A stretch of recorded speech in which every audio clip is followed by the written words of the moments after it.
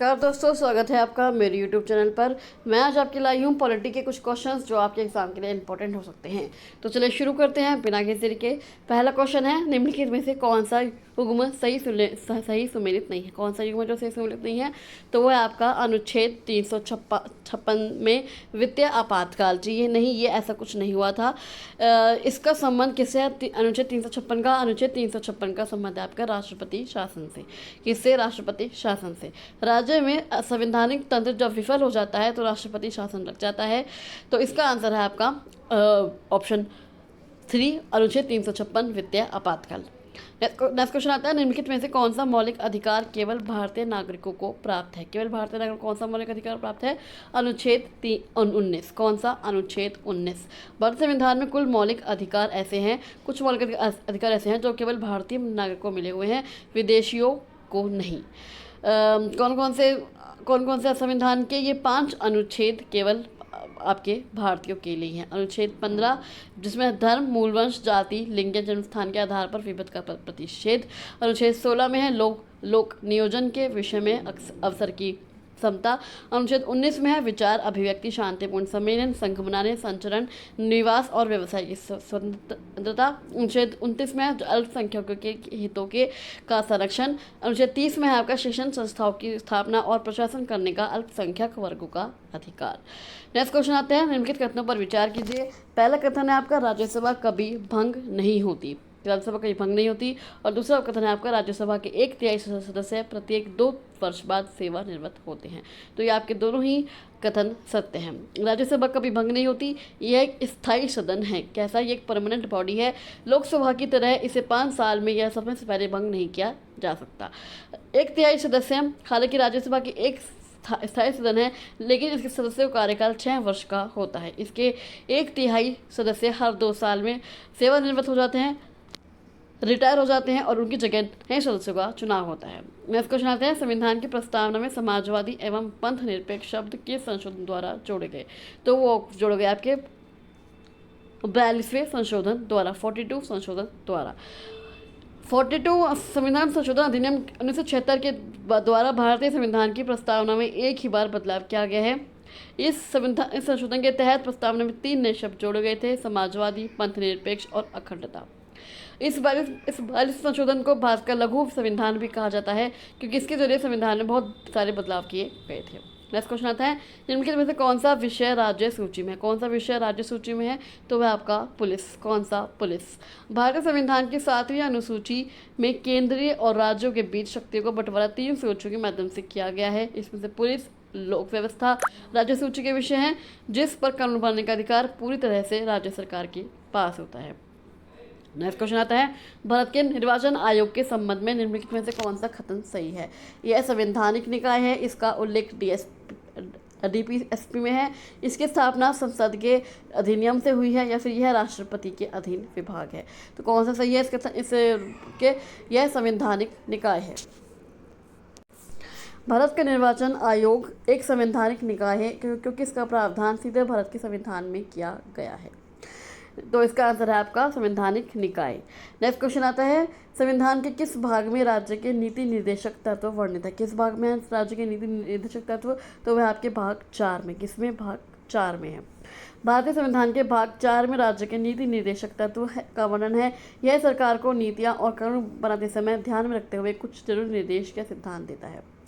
Next question आता है आपके, निम्नलिखित में से किस संशोधन को मिनी कॉन्स्टिट्यूशन कहा जाता है? अभी आया था कौन सा? वो आपका 42वां संशोधन। कौन सा? 42वां संशोधन। 42 संविधान संशोधन अधिनियम 1976 को भारत का लघु संविधान कहा जाता है। इसके पीछे मुख्य कारण यह है कि इस संशोधन के जरिए भारतीय संविधान में अब तक का सबसे बड़ा और सबसे व्यापक बदलाव किया गया था। इस दौरान संविधान के कई महत्वपूर्ण हिस्सों को बदला और नए प्रावधानों को जोड़ा गया था। क्या क्या बदलाव हुए थे? संविधान की प्रस्तावना में 3 नए शब्द, समाजवादी, पंथ निरपेक्ष और अखंडता जोड़े गए। संविधान में एक नया भाग 4th A और अनुच्छेद 51A जोड़कर नागरिकों के लिए 10 मौलिक कर्तव्य शामिल किए गए। वर्तमान में वे 11 हैं। शिक्षा, वन, वन्यजीवों और पक्षियों का संरक्षण, नापतोल आदि विषयों को राज्य सूची से हटाकर समवर्ती सूची में डाला गया ताकि केंद्र और राज्य दोनों इस पर कानून बना सके। लोकसभा और विधानसभाओं का कार्यकाल 5 वर्ष से बढ़ाकर 6 वर्ष कर दिया गया, जिसे बाद में 24 संशोधन द्वारा 5 वर्ष कर दिया गया था। नेक्स्ट क्वेश्चन आते हैं, निम्नलिखित में से कौन सा रिट व्यक्तिगत स्वतंत्रता की रक्षा हेतु किया जाता है, जारी किया जाता है? कौन सा रिट है जो व्यक्तिगत स्वतंत्रता की रक्षा हेतु जारी किया जाता है? वह है आपका हिबेस कॉर्पस। कौन सा? Habeas corpus. हैबिस कॉर्पस बंदी प्रत्यक्षीकरण, बंदी प्रत्यक्षीकरण जो व्यक्तिगत स्वतंत्रता की रक्षा हेतु जारी किया जाता है। ये बंदी प्रत्यक्षीकरण रिट को व्यक्तिगत स्वतंत्रता का सबसे बड़ा रक्षक माना जाता है। लैटिन भाषा में इसका अर्थ होता है सशरीर प्रस्तुत करना। जब किसी व्यक्ति को गैर कानूनी या अवैध रूप से हिरासत में लिया जाता है तब न्यायालय इस रिट को जारी करके हिरासत में लेने वाले अधिकारी या व्यक्ति को आदेश देता है कि वह बंदी बनाए गए व्यक्ति को कोर्ट के सामने पेश करे। यदि गिरफ्तारी का कोई कानून आधार नहीं मिलता तो कोर्ट उस व्यक्ति को तुरंत आज़ाद करने का आदेश देता है। नेक्स्ट क्वेश्चन आते हैं, राष्ट्रपति लोकसभा में 2 सदस्यों को नामित कर सकता था। निम्नलिखित कौन सा सही है इसमें से? राष्ट्रपति लोकसभा में 2 सदस्यों को नामित कर सकता था। और नेक्स्ट है आपका सेकंड है आपका 104वें संविधान संशोधन के बाद यह प्रावधान समाप्त कर दिया गया। तो 1 और 2 दोनों ही सही हैं। पहले राष्ट्रपति के पास यह शक्ति थी कि यदि लोकसभा में एंग्लो भारतीय समुदाय का प्राप्त प्रतिनिधित्व नहीं है तो अनुच्छेद 331 के तहत इस समुदाय के 2 सदस्यों को लोकसभा में नामित कर सकता था। दूसरा कथन सही आपका जनवरी 2020 में लागू हुए 104वें संविधान संशोधन अधिनियम के द्वारा लोकसभा और राज्य की विधानसभाओं में आंग्ल भारतीयों के लिए सीटों के आरक्षण और इस नामांकन की व्यवस्था को आगे नहीं बढ़ाया गया, जिससे यह प्रावधान पूरी तरह समाप्त हो गया था। नेक्स्ट क्वेश्चन आते हैं, भारत में अवशिष्ट शक्तियाँ किसके पास है? कौन सी अवशिष्ट शक्तियाँ किसके पास है? तो वहाँ आपकी संसद के पास। किसके पास? संसद के पास। भारत संविधान के अनुच्छेद 248 के अनुसार भारत में अवशिष्ट शक्तियाँ केंद्र सरकार यानी संसद के पास सुरक्षित है। अवशिष्ट शक्तियाँ हैं क्या? ऐसे विषय जो संविधान बनाते समय किसी भी सूची में शामिल नहीं थे, संघ सूची, राज्य सूची, समूची सूची, उन्हें अवशिष्ट विषय कहा जाता है। उदाहरण के लिए आपके साइबर लॉ, जो साइबर लॉ है, इंटरनेट है और स्पेस रिसर्च जैसे आधुनिक विषय इसी श्रेणी में आते हैं। भारत ने अवशिष्ट शक्ति को केंद्र को सौंपने का यह ढांचा कनाडा के संविधान से लिया है। किसे लिया है? कनाडा से लिया है। नेक्स्ट क्वेश्चन आता है, निम्नलिखित में से कौन सा अनुच्छेद समानता के अधिकार से संबंधित नहीं है? कौन सा अनुच्छेद है दोस्तों समानता के अधिकार से संबंधित नहीं है? वो है 19। कौन सा? 19। भारत संविधान के भाग 3 में दिए गए समानता के अधिकार का विस्तार अनुच्छेद 14 से लेकर 18 तक है। 19 में नहीं है, कहाँ से लेकर? 14 से लेकर 18 तक है। तो जो अनुच्छेद 19 है वो समानता का अधिकार का हिस्सा नहीं है बल्कि स्वतंत्रता के अधिकार के अंतर्गत आता है, जो नागरिकों को भाषण और अभिव्यक्ति की स्वतंत्रता, शांतिपूर्ण सम्मेलन करने और संघ बनाने जैसे 6 महत्वपूर्ण अधिकार देता है। नेक्स्ट क्वेश्चन आता है, मौलिक अधिकार संविधान की आत्मा है। मौलिक अधिकार संविधान की आत्मा है, यह कथन किसने दिया था? तो यह कथन दिया था आपका डॉक्टर भीमराव अम्बेडकर ने। किसने? डॉक्टर भीमराव अम्बेडकर। डॉक्टर भीमराव अम्बेडकर ने मौलिक अधिकारों के अंतर्गत आने वाले अनुच्छेद 32 को संविधान का सबसे महत्वपूर्ण हिस्सा बताते हुए इसे संविधान की आत्मा और हृदय कहा था। उनका मानना था कि यदि नागरिकों के मौलिक अधिकारों का हनन होने पर कोर्ट जाने का अधिकार हो तो बाकी सारे अधिकार अर्थहीन हो जाते हैं।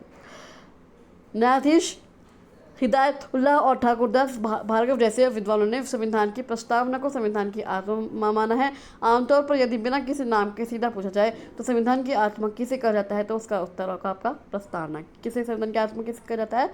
प्रस्तावना में। पंडित नेहरू ने भी संविधान की प्रस्तावना को संविधान की आत्मा और उसकी कुंजी कहा था। नेक्स्ट क्वेश्चन आते हैं, संसद के दोनों सदनों की संयुक्त बैठक की अध्यक्षता कौन करता है? अगर संसद के दोनों सदन की संयुक्त बैठक हो तो उसकी अध्यक्षता कौन करता है? उसकी अध्यक्षता करता है लोकसभा अध्यक्ष। कौन? लोकसभा अध्यक्ष। भारतीय संविधान में संसद की संयुक्त बैठक को लेकर बहुत ही स्पष्ट नियम दिए गए हैं। कौन करता है अध्यक्ष? आपका संविधान के अनुच्छेद 118 के अनुसार संयुक्त बैठक की जो अध्यक्षता करता है वो लोकसभा अध्यक्ष करता है। यदि वह अनुपस्थित हो तो लोकसभा का उपाध्यक्ष अध्यक्षता करता है। यदि वह भी ना हो तो राज्यसभा का उपसभापति। कौन? राज्यसभा का उपसभापति यह जिम्मेदारी संभालता है। भारत का उपराष्ट्रपति संसद की संयुक्त बैठक की अध्यक्षता कभी नहीं कर सकता, क्योंकि वह संसद के किसी भी सदन का सदस्य नहीं होता है। दोनों सदनों के जो बीच किसी साधारण विधेयक पर गतिरोध या मतभेद होने की स्थिति में राष्ट्रपति अनुच्छेद 108 के तहत संयुक्त बैठक बुलाता है। नेक्स्ट क्वेश्चन आता है, निम्नलिखित में से कौन सा संवैधानिक निकाय नहीं है? कौन सा संवैधानिक निकाय नहीं है? वो है आपका नीति आयोग। कौन सा है? नीति आयोग। नीति आयोग एक संवैधानिक निकाय नहीं है, यह एक गैर संवैधानिक और परामर्शदात्री संस्था है जिसे सरकार के एक कार्यकारी आदेश द्वारा 1 जनवरी 2015 को योजना आयोग के स्थान पर बनाया गया था। संविधान में इसका कहीं भी उल्लेख नहीं है। तो चलिए आज के लिए बस इतना ही। आपके क्वेश्चंस कैसे लगे, ये वीडियो कैसे लगी, मुझे कमेंट बॉक्स में कमेंट करके जरूर बताइएगा। आपको वीडियो अच्छी लगी हो तो आप इस वीडियो को लाइक कर सकते हैं, शेयर कर सकते हैं और इस चैनल को सब्सक्राइब करके ज़रूर जाइएगा। चलिए मैं आपसे मिलती हूँ अगली वीडियो में, तब तक के लिए थैंक यू सो मच।